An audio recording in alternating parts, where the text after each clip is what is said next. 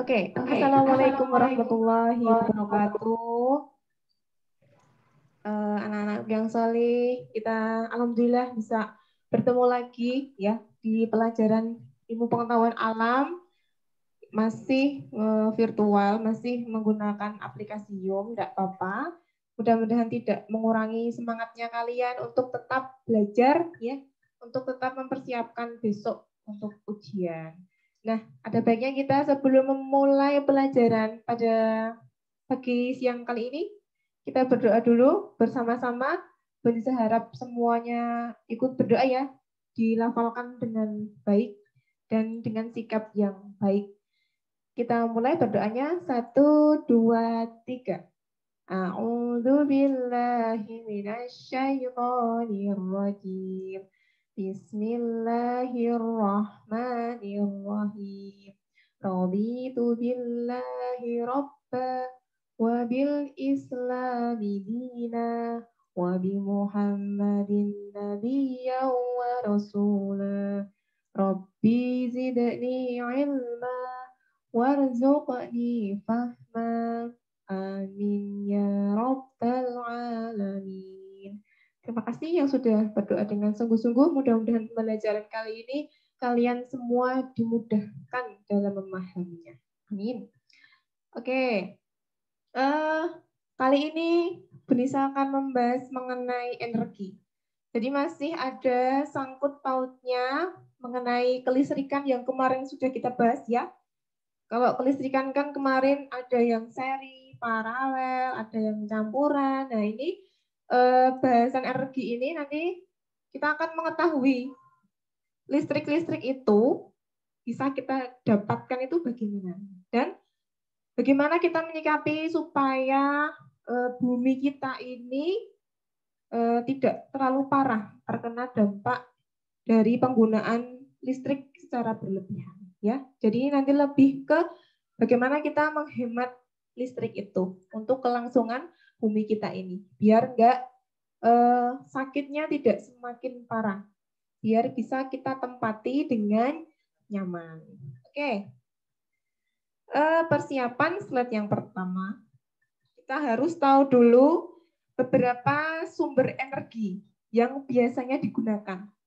Bisa sumber energi pokok maupun sumber energi alternatif. Ada? Yuk kita lihat slide-nya.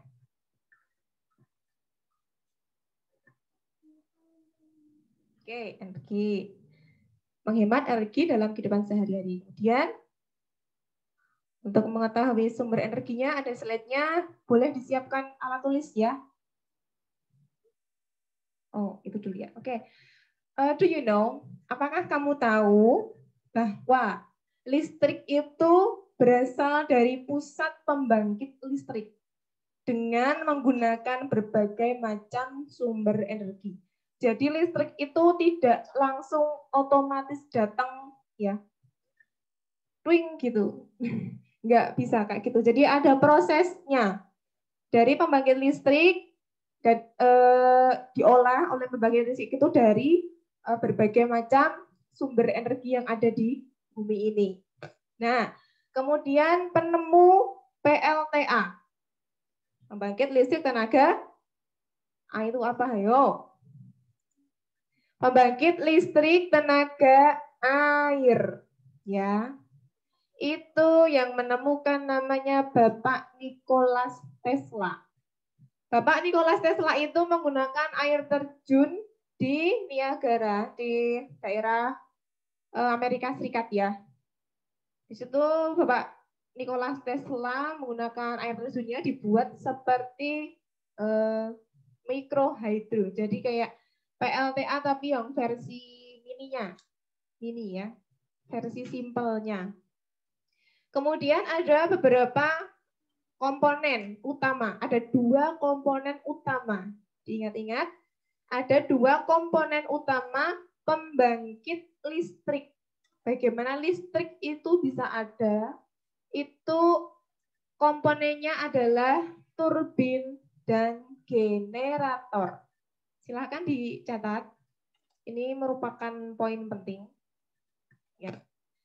Komponen utama pembangkit listrik adalah turbin dan generator. Turbinnya itu nanti bergerak karena adanya aliran air, kemudian generatornya bergerak karena ada gerakan dari turbinnya.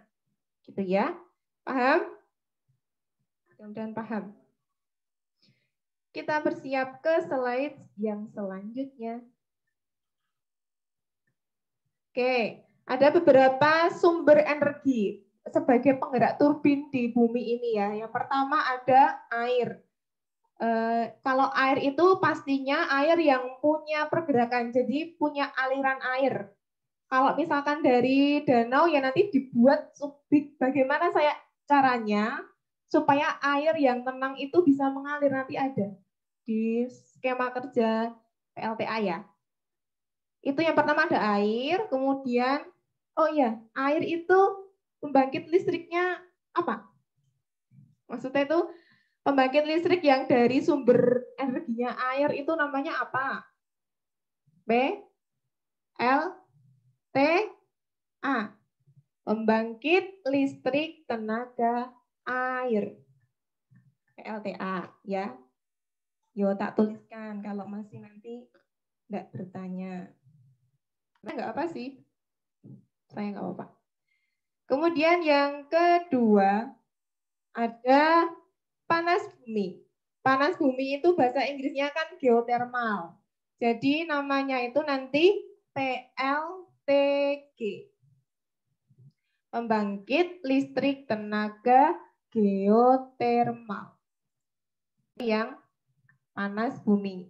Jadi nanti kalau yang panas bumi itu sumbernya itu nanti dari magma. Dari magma bumi. Panas yang terkandung di dalam bumi kemudian disalurkan menggunakan saluran khusus supaya dia bisa menggerakkan si turbinnya itu. Ya. Dan ini ditangani dengan orang-orang yang ahli desain. Ya. Kemudian yang selanjutnya poin ketiga ada uap. Kalau sumber energinya uap berarti nanti namanya adalah PLTU. Pembangkit listrik tenaga uap.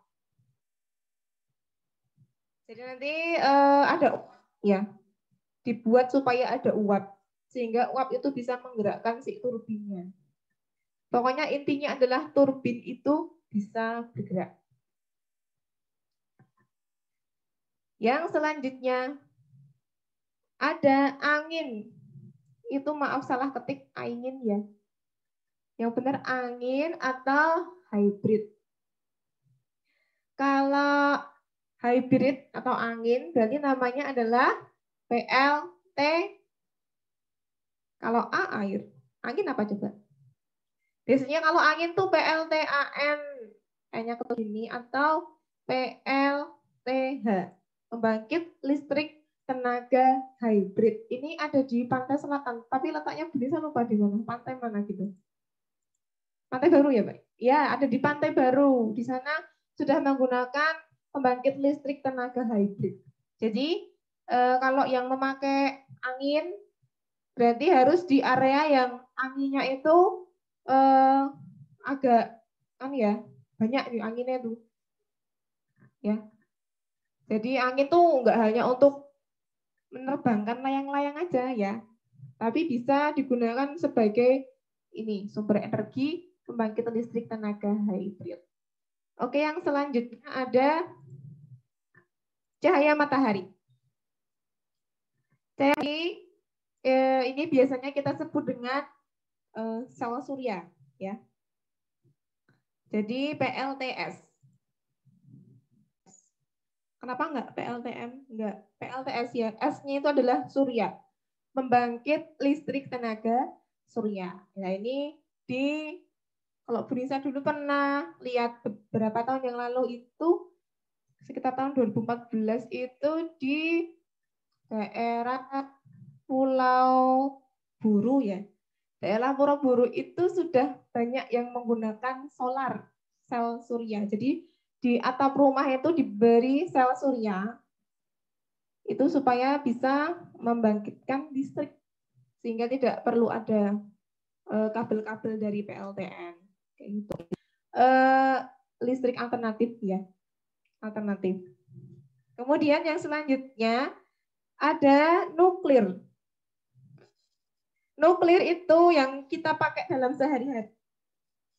Yang ayah bunda tiap bulannya itu membayar listrik itu ya, pakai PLTN, pembangkit listrik tenaga nuklir. Jadi ini nanti sumber energinya dari nuklir ya, nuklir. Yang selanjutnya ada batu bara. Kalau batu bara namanya apa? Batu bara nanti namanya PLTB, pembangkit listrik tenaga batu bara. Jadi nanti batu baranya itu diproses, dihancurkan menjadi serbuk batu bara. Kalau sudah menjadi serbuk batu bara, nanti akan dipanaskan sehingga membentuk seperti api. Nah, dari situ nanti bisa menggerakkan si turbinnya itu. Batu baranya itu seperti itu. Tapi kalau batu bara kelemahannya nanti batu bara sendiri itu bisa habis, bisa cepat habis. Sedangkan itu tidak bisa diperbaharui. Ya kan? Masih ingat dulu kelas 4 kalau nggak salah. Yang tidak bisa diperbaharui adalah batu bara. Kemudian yang selanjutnya ada diesel. Diesel itu nama kerennya PLTD. Pembangkit listrik tenaga diesel. Kalau mau pakai diesel itu nanti harus ada bahan bakarnya. Ya, contohnya kalau di masjid itu kan ada diesel ya, di masjid atau di acara-acara hajatan itu kan pakai ya kan diesel. Biar apa? Biar nanti kalau listriknya itu mati, yang dari PLN itu listriknya mati, nanti ada pembangkit listrik alternatifnya, yaitu diesel. Dan diesel itu membutuhkan bensin supaya dia bisa menyala, bisa menggerakkan turbin, dia membutuhkan bahan bakar, yaitu bensin. Nah, itu ya macam-macam sumber energi untuk menggerakkan turbin. Dan nama-nama keren dari pembangkit-pembangkit listrik yang ada di bumi ini. Ya. Kemudian kita persiapkan slide yang selanjutnya.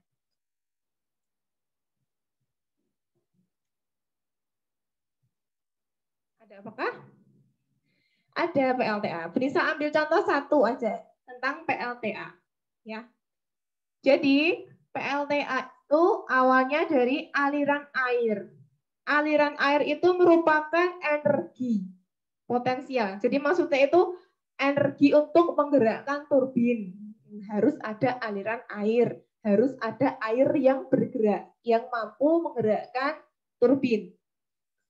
Kalau turbinnya itu sudah bergerak, sudah berputar, ya, nanti otomatis generatornya juga akan bergerak. Nah, generatornya ini fungsinya adalah mengubah energi gerak menjadi energi listrik. Boleh kalian catat, ini merupakan poin penting. Aliran air menggerakkan turbin. Dari turbin yang bergerak, kemudian menggerakkan generator. Kalau generator sudah bisa bergerak, artinya energi gerak bisa menjadi energi listrik.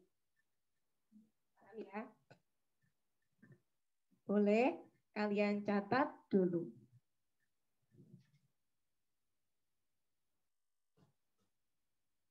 Sudah? Saya akan mencoba pelan-pelan ya, karena kemarin ada yang bilang kecepatan, maaf ya. Karena memang kadang tuh suka nggak ada rem ya kalau ngomong tuh. Oke, sudah? Sampai ke mengubah energi gerak menjadi listrik ya, sudah ya. Nah, kemudian kalian anak panah lagi. Itu semua akan diatur, dinaikkan ataupun diturunkan tegangannya. Oleh siapa? Oleh transformer atau transformator. Tahu kan film Transformer itu? Nah, itu tugasnya adalah menaik dan menurunkan tegangan listrik atau transformator. Boleh dicatat. Fungsi transformator adalah mengubah tegangan listrik, mengatur tegangan listrik. Bisa menaikkan, bisa menurunkan. Kemudian setelah diatur oleh transformator, dialirkan ke konsumen dengan cara disalurkan ke sistem transmisi. Transmisinya itu yang sering kita sebut dengan sutet. Kemarin kan kita udah tahu ya sutet itu apa? Sutet itu saluran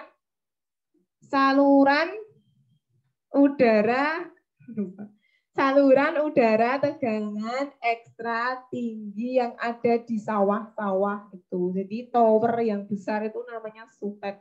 Bukan tower sinyal ya, tapi bukan tower apa tuh kayak tower provider, bukan. Tower listrik, jadi ada kabel-kabel yang tersalurkan panjang sekali. Itu sutet. Nah, kalau sudah sampai di sutet, nanti bisa disalurkan ke rumah-rumah penduduk. Jadi disalurkannya ke rumah-rumah penduduk itu tegangannya harus kecil dulu. Kenapa harus kecil dulu? Jadi tidak langsung dari generator langsung ke rumah penduduk, enggak, nanti akan terbakar. Jadi rumah penduduk itu kan buatnya cuma sedikit ya, jadi tegangannya harus sedikit juga. Nanti kalau terlalu banyak tegangannya bisa meledak, terbakar. Makanya harus ada sutet sehingga tegangannya bisa lebih kecil. Paham?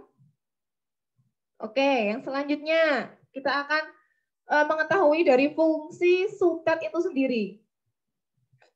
Fungsi sutet itu boleh kalian catat, menyalurkan energi listrik dari pusat pembangkit listrik. Menyalurkan energi listrik dari pusat-pusat pembangkit listrik ke rumah penduduk. Catat. Ini adalah poin pentingnya. Oke? Boleh kita nanti ke slide selanjutnya ya.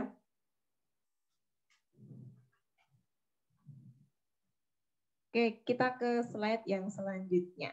Nah, ini mekanisme kerja PLTA. Kok tadi kan baru tulisannya, sekarang ini ada gambarnya. Jadi yang di sebelah kanan ya, kanan tuh berarti sana ya. Kanan itu, kan itu ada biru-biru itu sebenarnya adalah danau atau kumpulan air lah ya. Kumpulan air, kemudian diberikan semacam alat, ya alat khusus supaya ada aliran air yang turun. Itu tuh nanti air dari danau itu dialirkan, diturunkan supaya ada alirannya itu sehingga turbinnya bisa bergerak. Turbinnya itu yang ini nggak bisa ditunjuk ya, ya kayak gitulah. Turbinnya itu yang ada ungu-ungunya di atasnya itu turbinnya. Kemudian akan menggerakkan generatornya. Setelah turbin bergerak, kemudian menggerakkan generator. Kalau generator sudah bergerak, nanti energi gerak dari aliran air akan berubah menjadi listrik. Kemudian disalurkan ke sutet. Sutet itu adalah gambarnya itu yang kabel-kabel warna ungu yaitu, nah itu sutet. Kemudian baru disalurkan ke rumah-rumah penduduk. Jadi itu ya, kira-kira mekanismenya kayak gitu. Gambaran sederhananya seperti itu. Oke, bisa dilanjut.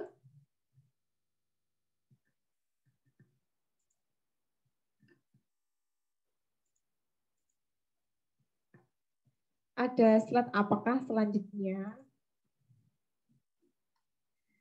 Nah, ini ada mikrohidro atau versi kecilnya dari PLTA. Kalau ini hanya digunakan di sungai-sungai yang ada aliran airnya cukup deras. Jadi nanti di sungai-sungai itu dibuat kincir air. Kincir airnya itu untuk apa? Untuk menggerakkan turbin. Nah, kalau turbin sudah bergerak udah bisa ya, udah bisa dipahami kan selanjutnya seperti apa. Intinya harus ada kincir angin yang menggerakkan si turbinnya. Paham? Dari turbinnya sudah bergerak, kemudian menggerakkan generator. Kalau generatornya sudah bergerak, nanti lama-lama energi geraknya itu bisa berubah menjadi energi listrik. Pokoknya Bu Nisa ulang-ulang sampai bosan ya, biar apal. Ya, dan silakan diamati dulu. Bisa berikan waktu untuk mengamati. Ini namanya micro hydro. Versi kecil dari PLTA. Oke, sudah ya? Kita bersiap ke slide yang selanjutnya. Di slide selanjutnya akan bisa ingatkan lagi mengenai komponen-komponen utama dalam penyaluran listrik. Kalau tadi kan komponen utama penghasil listrik ya, penghasil listrik. Kalau sekarang yang penyaluran listriknya, yang menyalurkan. Ada sistem transmisi. Sistem transmisi itu ya si sutetnya tadi. Kalau yang sistem transformatornya itu yang mengatur tegangan. Jadi harus diturunkan dulu sebelum disalurkan ke beberapa sutet. Kemudian yang ketiga ada sistem distribusi. Jadi dari sutetnya kemudian didistribusikan ke tiang-tiang listrik yang ada di pinggir jalan itu. Nah, itu kemudian disalurkan ke rumah-rumah penduduk. Ada 3 sistem, transmisi, transformer atau transformator, kemudian sistem distribusi. Paham ya? Oke, yang selanjutnya.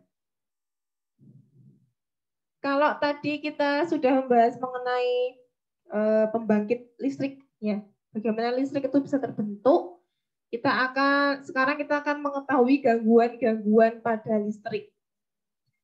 Ada macam-macam ternyata gangguan listrik itu meliputi ketidaksiapan pembangkit listrik, bisa nanti listriknya jeglek, ya toh, bisa terganggunya sistem transmisi, juga bisa terganggunya sistem distribusi. Nah, itu semua ada 2 faktor. Faktornya itu ada 2. Dari luar dan dari faktor dalam. Dari luar itu maksudnya karena adanya tanah longsor, maka tiang-tiang listrik itu ikut roboh. Nah, itu merupakan faktor luar. Bisa jadi juga karena ada kilat atau petir yang menyambar tiang listrik atau menyambar benda-benda tinggi di sekitarnya, maka tiang listriknya itu akan roboh. Itu juga merupakan faktor luar. Yang selanjutnya ada pohon tumbang. Ini yang sering sekali kita alami ya. Kadang-kadang listrik mati beberapa jam itu karena ada pohon tumbang. Sering kita alami. Nah, itu juga merupakan faktor luar dari gangguan-gangguan listrik. Yang selanjutnya, ini dari si burung kecil. Burung itu kalau cuma satu sih nggak masalah ya, tapi kalau burungnya ada banyak, kemudian menghinggapi satu kabel, kabelnya itu lama-lama nanti akan molor. Nah, itu nanti akan putus. Nah, putusnya si kabel listrik itu karena burung tadi merupakan faktor luar. Ya. Kemudian kalau untuk faktor dalamnya apa? Ya, kalau faktor dalam itu ya sistem-sistem yang di dalamnya, entah kabel, entah nanti di komponen-komponennya, atau nanti di peralatan jaringan-jaringan listriknya, gitu ya. Bisa karena kabelnya itu konslet, itu berarti faktor dalam. Jeglek itu nanti faktor dalam, atau terlalu banyak. Jadi kita terlalu banyak menggunakan alat-alat listrik, sedangkan kapasitas yang ada di rumah kita itu cuman misalnya ya cuman 900 watt gitu. Tapi kita menggunakan alat-alat listrik yang lebih dari 900 volt itu, volt ya. Nah, nanti akan jeglek. Jeglek ya. Jeglek itu bahasa Indonesianya ya jeglek. Coba cari. Jeglek yang jeglek. Mati. Kalau mati itu nanti beda dengan jeglek ya. Mati itu nanti nggak naik jeglek itu karena dia itu terlalu banyak tegangannya ya, terlalu kuat tegangannya kemudian jeglek. Kalau mati nanti bisa kabelnya putus, mati. Ada pohon tumbang, mati. Jadi beda dengan jeglek ya. Oke, yang selanjutnya. Ada apakah? Yang selanjutnya ini nanti lebih ke diri kita sendiri. Akibat jika kita boros listrik. Kan kita sering sekali siang hari menyalakan lampu. Padahal tidak dibutuhkan lampu itu. Kecuali kalau dibutuhkan nggak apa-apa. Yang dinamakan boros itu penggunaan, jadi sesuatu dinyalakan tapi tidak kita gunakan, itu namanya boros. Ya, yang pertama akibatnya itu global warming atau pemanasan global. Pemanasan global itu apa sih? Pemanasan global itu meningkatnya suhu bumi. Dan itu dipengaruhi oleh banyak sekali faktornya. Yang pertama ada karena kulkas ya. Karena kulkas itu kan juga mengeluarkan suhu panas, itu bisa mengakibatkan global warming. Karena AC juga menyebabkan global warming ya. Karena gas-gas CO dari kendaraan-kendaraan bermotor itu juga menyebabkan global warming. Jadi seperti efek rumah kaca. Banyak orang yang sering menyebutnya rumah kaca karena kita bayangkan kalau ada rumah terbuat dari kaca dan di dalam rumahnya itu ada gas yang panas, ada kalor yang panas. Itu nanti kan kalornya itu tidak bisa keluar. Sama seperti itu. Jadi bumi kita tuh seperti kaca karena tertutup oleh tadi dampak dari AC, tertutup oleh dampak dari kulkas, dan atmosfer bumi ini semakin lama semakin menipis. Jadi panas dari matahari di luar bumi cepat sekali masuk ya di bumi, sehingga panasnya itu ya benar-benar panas ya. Ya, filternya itu berkurang, jadi lebih panas daripada bumi yang masih banyak atmosfernya. Oke, banyak kosakata yang mungkin baru ya, mungkin agak sulit.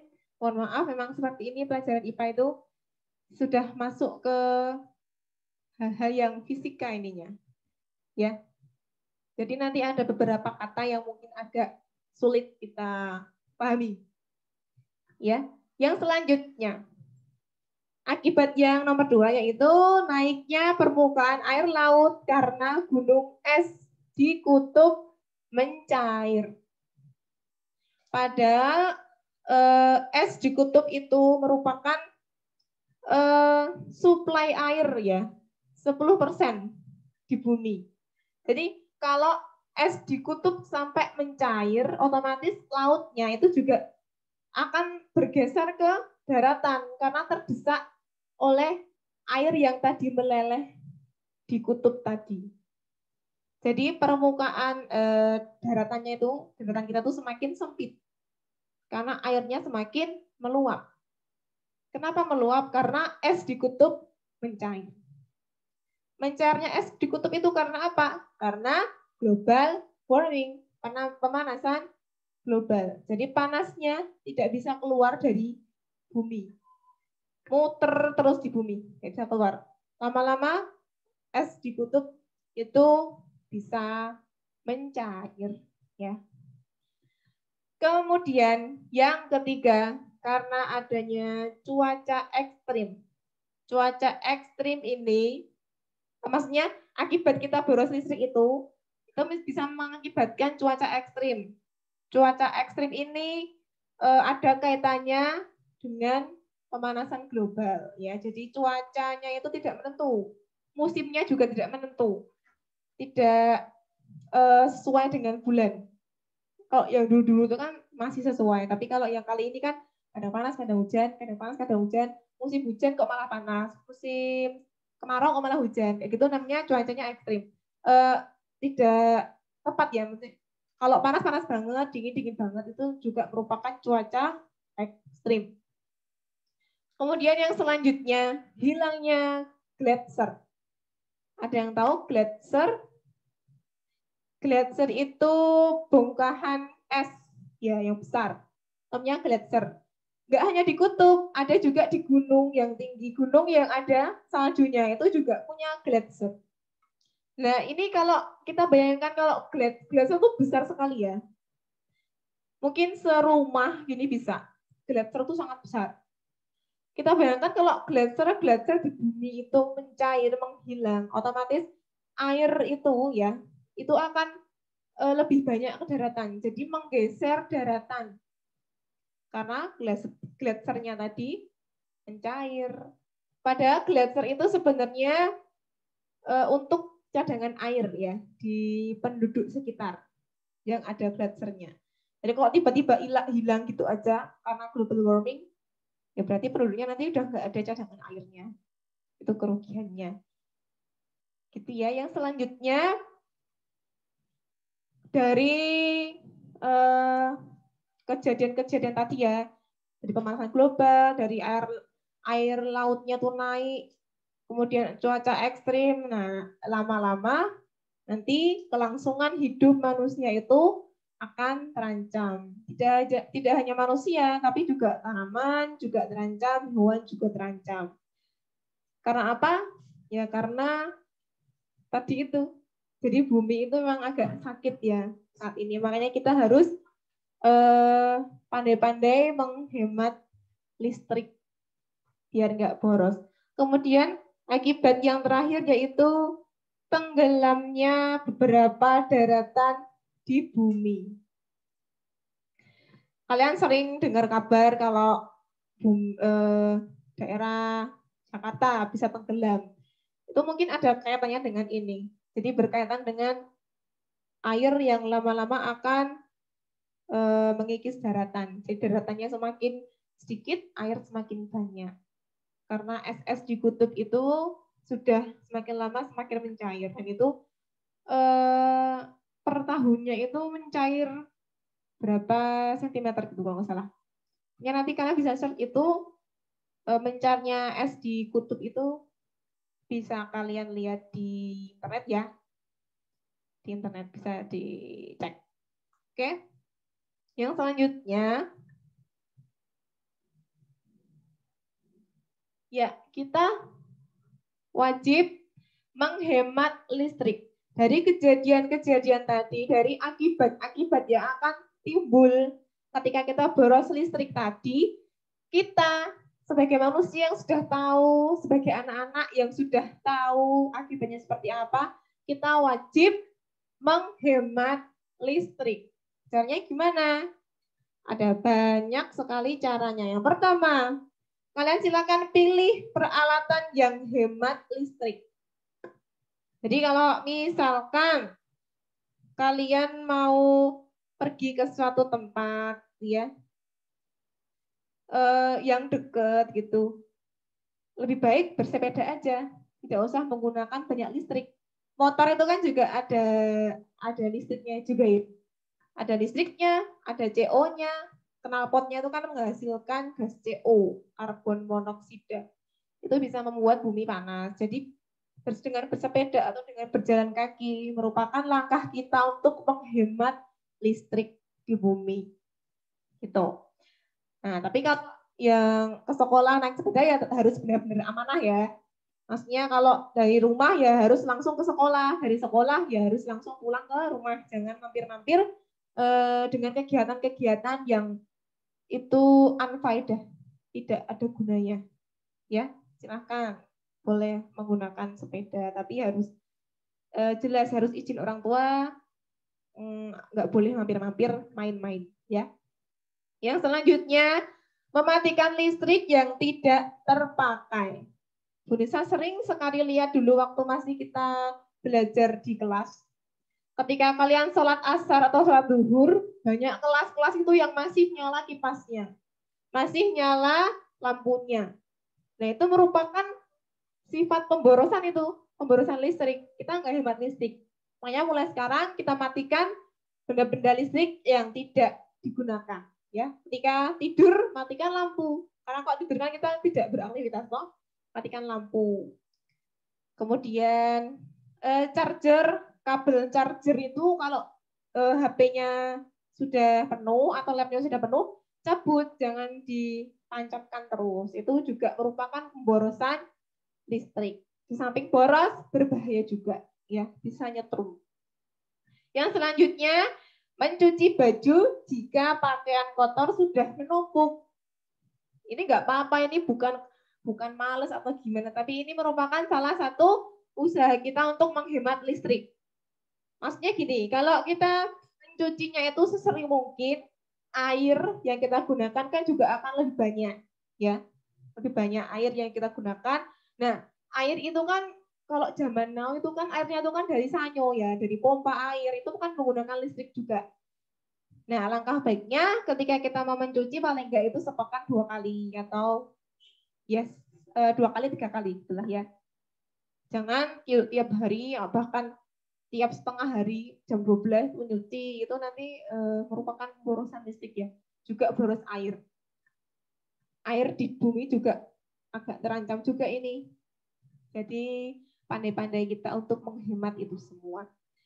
Yang selanjutnya ada menggunakan sumber energi alternatif.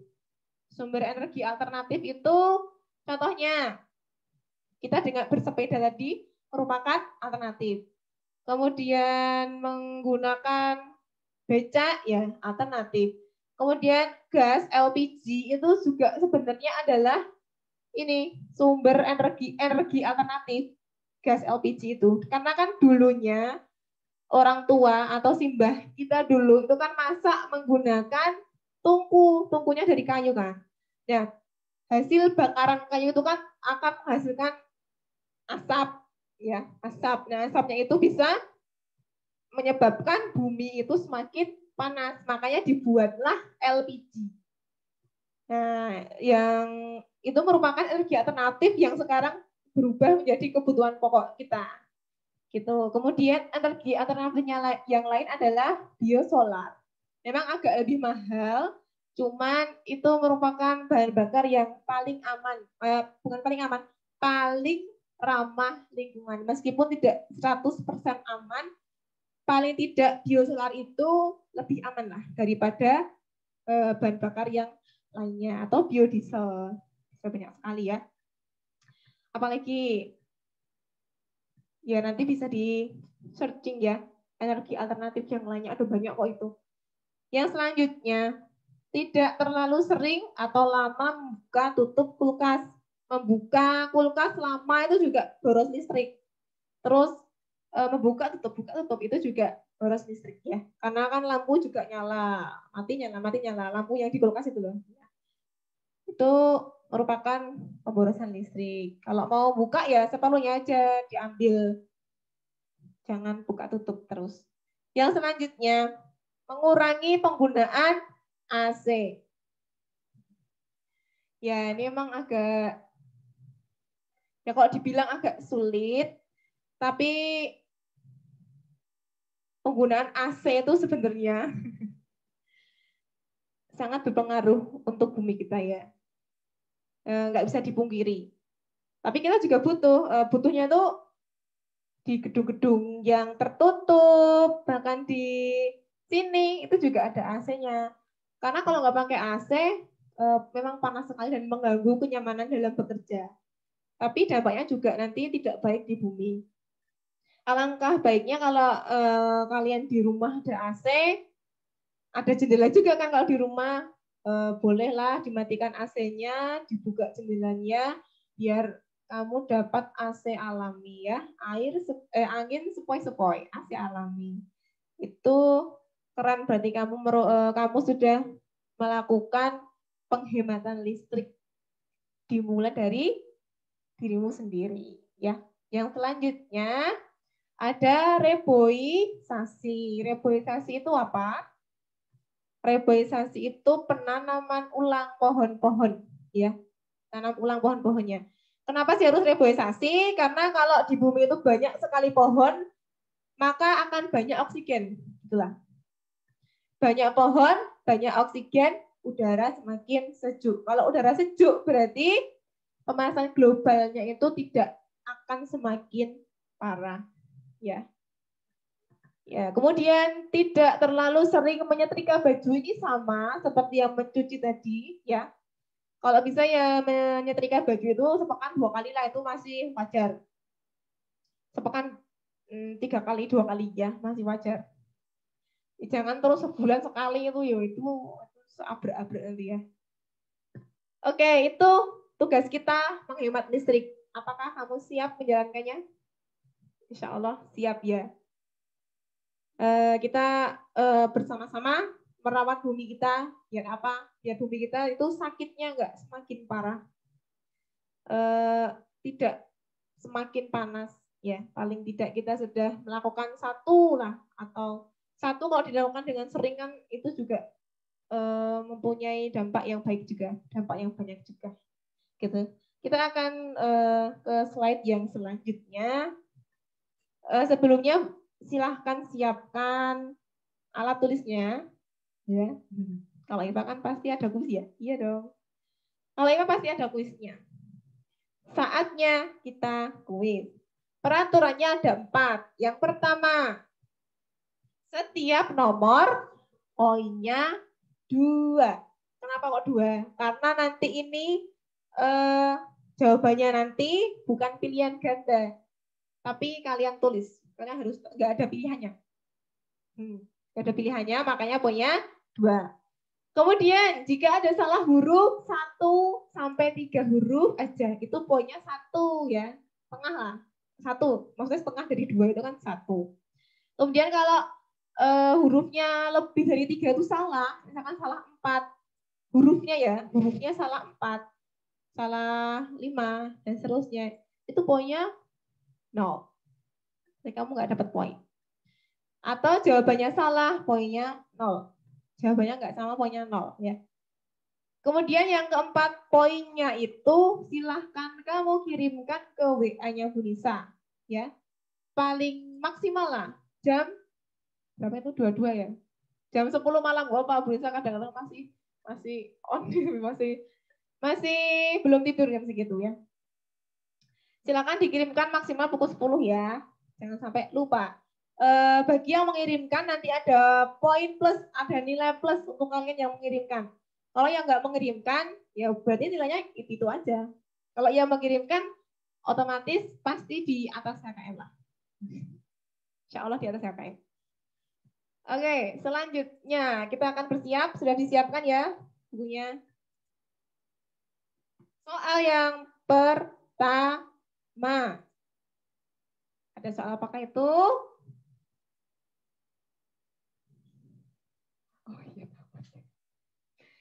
Soal yang pertama, sumber energi penggerak turbin yang digunakan pada PLTG adalah, oh enggak ada, apa? 10, 9, 8, 7, 6, 5, 4, 3, 2, 1. Sudah ya? Jawaban yang tepat adalah geotermal atau panas bumi. Selain itu jawabannya salah. Soal nomor 2.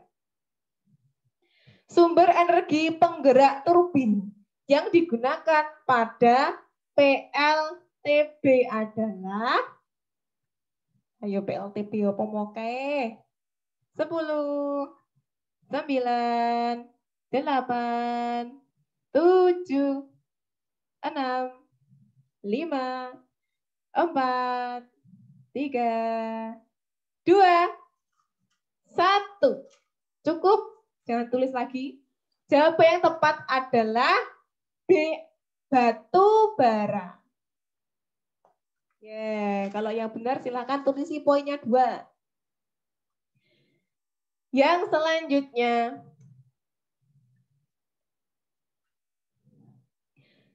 soal nomor 3, sumber energi penggerak turbin yang digunakan pada PLTN. Ini gampang ini ya.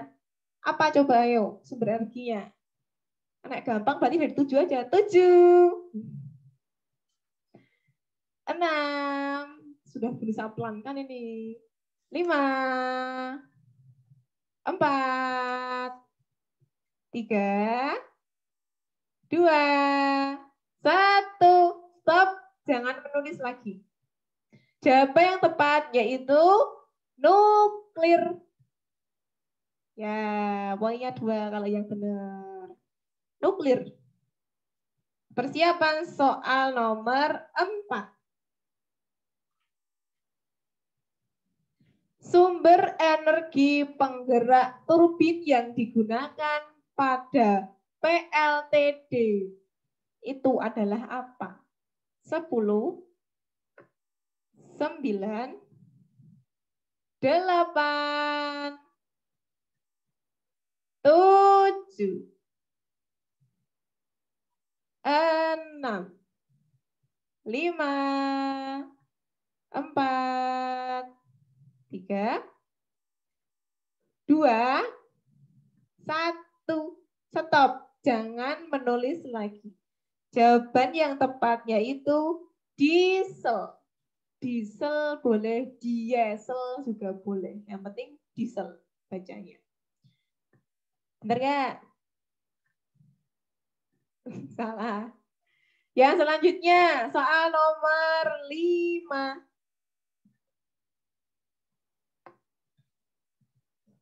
Oke, soal nomor 5. Alat yang digunakan untuk mengubah energi gerak menjadi energi listrik namanya apa? 10, 9, 8, 7, 6, 5, 4, 3, 2, 1. Cukup, jangan menulis lagi ya. Jawaban yang tepat yaitu generator atau dinamo. Boleh. Generator atau dinamo. Ya. Soal yang selanjutnya.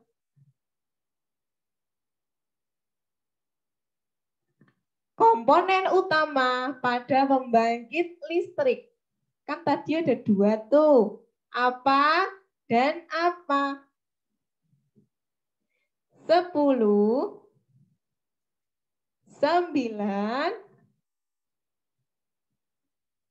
8, 7, 6, 5, 4, 3, 2, 1.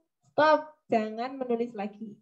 Jawaban yang tepat yaitu turbin dan generator atau dinamo. Itu ya. Wih, kalau yang benar keren berarti konsentrasi 100%. Oke, yang selanjutnya. Nomor 7. Fungsi aliran air pada PLTA adalah fungsi aliran air pada pembangkit listrik tenaga air itu apa? 10, 9, 8, 7. Fungsi utama ya, fungsi awalnya. 6, 5, 4, 3, 2, 1. Stop, jangan nulis. Fungsinya yaitu menggerakkan turbinnya. Itu fungsi utamanya. Kalau turbinnya itu udah bergerak, nanti akan bisa menggerakkan generator. Jadi jawaban yang tepat itu menggerakkan turbin. Udah itu. Pak Rahmat salah, Pak Rahmat.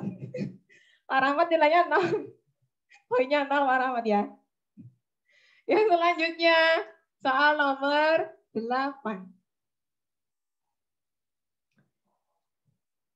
Yang menyalurkan energi listrik dari pusat pembangkit listrik ke rumah-rumah penduduk itu namanya apa?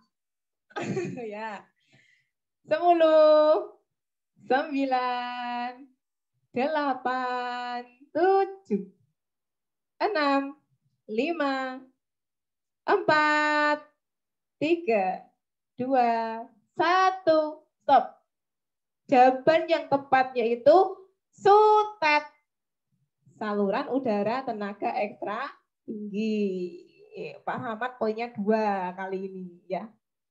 Yang selanjutnya nomor 9.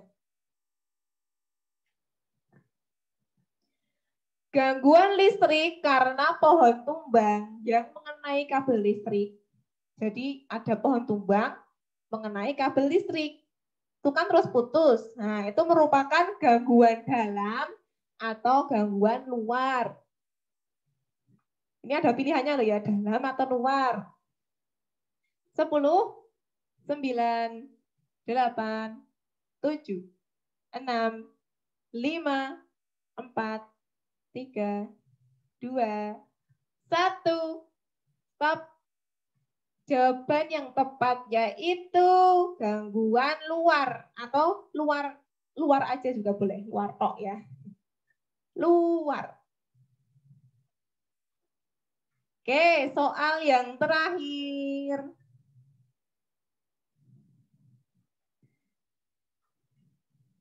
Soal yang terakhir.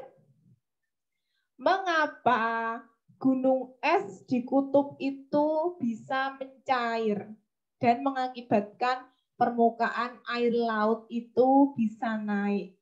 Ya, itu karena apa? Tadi yang sudah bisa terangkan ya. Kenapa toh? 10, 9, 8, 7, 6, 5, 4, 3, 2, 1. Ini sebenarnya jawabannya ada 2. Yang pertama secara langsung, yang kedua tidak secara langsung. Ya, jawabannya pertama yang benar yaitu karena global warming atau karena pemanasan global. Itu benar. Kemudian jawabannya kedua, karena kita boros listrik. Kan tadi ada kaitannya. Ketika kita boros listrik, maka bumi akan semakin panas. Kalau bumi semakin panas, maka gunung es di kutub akan mencair. Nah, itulah 10 soal yang kita pelajari. Bab yang kita pelajari hari ini dapat berapa poin? Kalau yang dapat 20 poin, berarti benar semua. Keren. Ya, silahkan nanti di WA ya, Bu Lisa ya. Kamu dapat berapa poin? Itu nanti akan menjadi nilai tambahan untukmu. Ya, untuk mapel IPA. Adakah pertanyaan? Silahkan chat.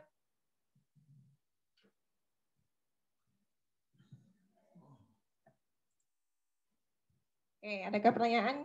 Bisa cek dulu ya.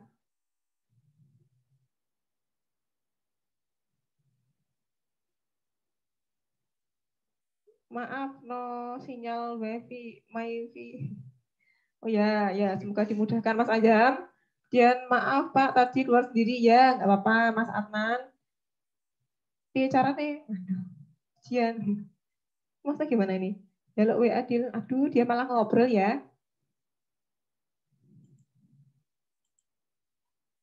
Tadi nomor 9 jawabannya.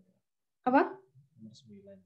Nomor 9 jawabannya. Nomor 9 itu Jawabannya luar. Luar. Gangguan luar ya. Oh, Mas Faro. Halo Mas Faro, nggak ngantuk kan ya? Ada lagi yang mau tanya? Nomor 9 jawabannya luar ya Mas Adnan ya.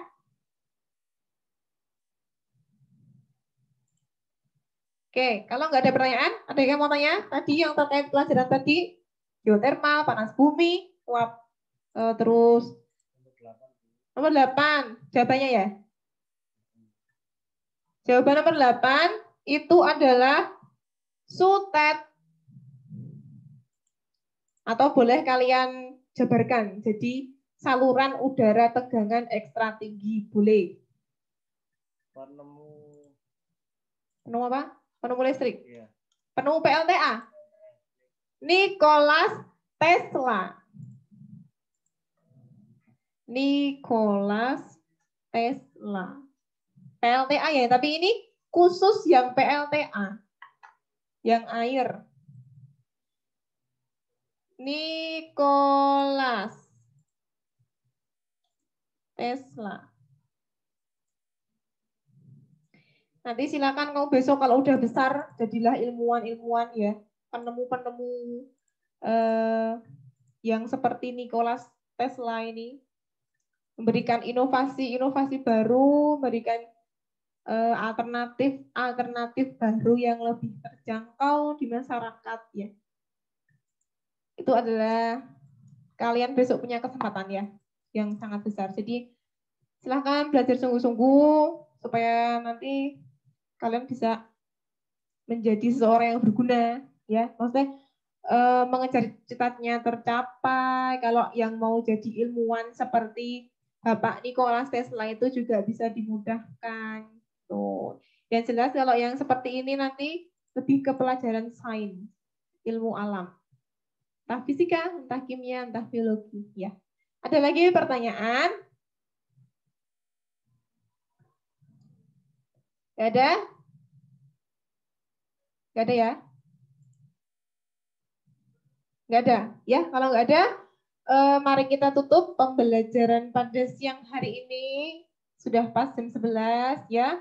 Dan kalian juga udah mulai lelah melihat layar terus. Jangan lupa minum, jangan lupa istirahat, dikurangi mainnya ya. Kemudian kalau banyak melihat layar HP, diimbangi dengan istirahat yang cukup juga. Kita berdoa bersama-sama, sikap berdoa yang baik ya. Memohon kepada Allah, mudah-mudahan ilmu yang kita dapatkan nanti bisa berguna di masa yang